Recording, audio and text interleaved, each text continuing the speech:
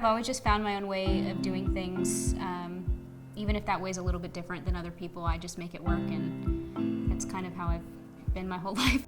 My name is Jessica Brito, and I live in Wesley Chapel, Florida. I don't really know if I have a memory when I was young, because my parents did a really wonderful job of making sure I was always surrounded by people that didn't treat me any differently. You know, I think it is helpful having been born without my hand versus having gone through losing it.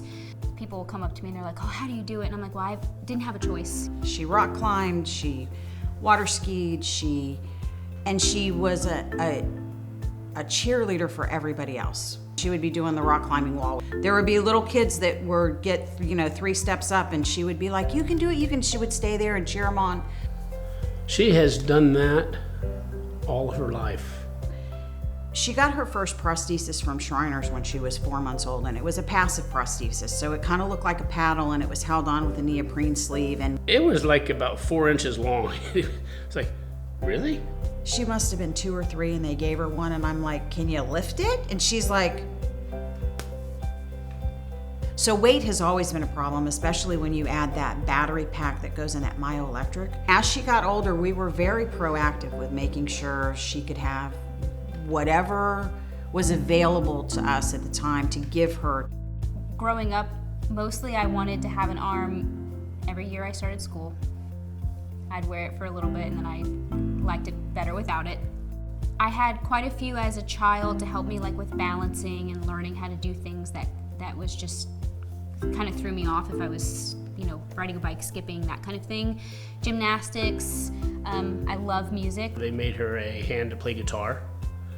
They had one for water skiing.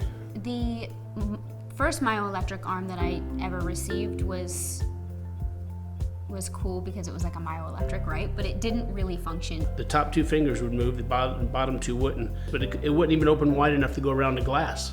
And she told us very early on, it gets in my way.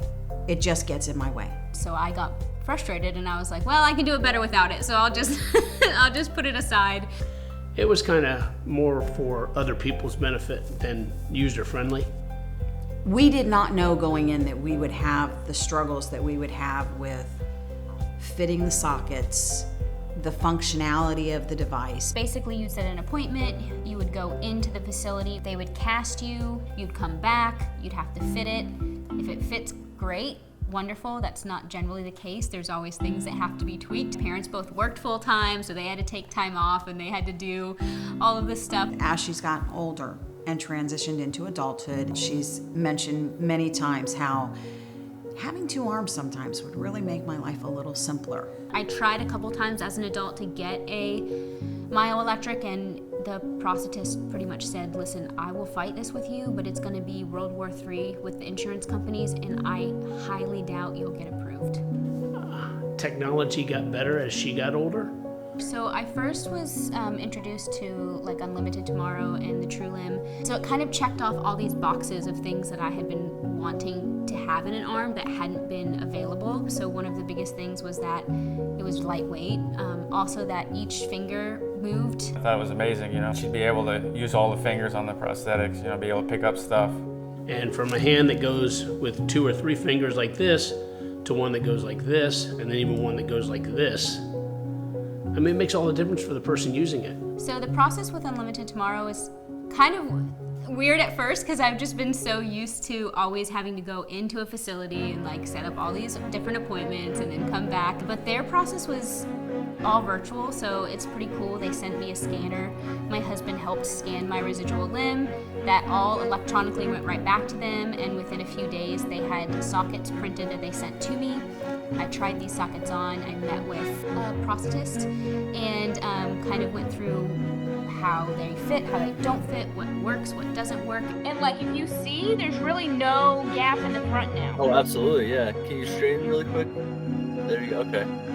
I had to have them adjust some things, but if they hadn't had to do that, they would have been able to right there just send me the arm after they finish it. So as an adult, you don't have to take any time off of work. You can do it on your own time. Typical process is once you get your prosthetic, the clinic you go to is kind of like, okay, good luck, you know, and you're done with the process. But Unlimited Tomorrow has been really wonderful in providing prosthetists, occupational therapists. Literally, I can schedule a Zoom call anytime, as many times as I want.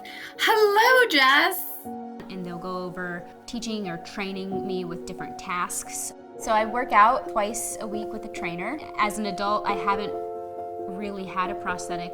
My right side gets so much more work, and so having the weight on the left side, I'm hoping will help eliminate some of the back pain that you get and things that people probably don't even think about. I don't like having to ask for help. It's kind of just the little things for me, things like I love to cook, so cutting vegetables, especially round ones that like to roll across the counter. I love music, so maybe trying to get back into some of that. Love working on cars with my husband. I am excited to be able to maybe do things and not have to ask for help. Of course, Unlimited Tomorrow is making the True Limb available to everybody. You don't have to fight the insurance. You don't have to be some billionaire to be able to afford it. They're making it really, really easy for people to have these devices. There are people out there, the way their brains work, they just I think we can do it better. And that's what they do.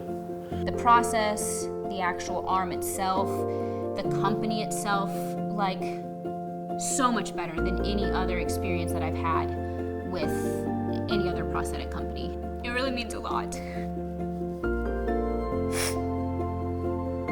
What they're doing for people, more than they probably know. I never ever thought I'd have a prosthetic as an adult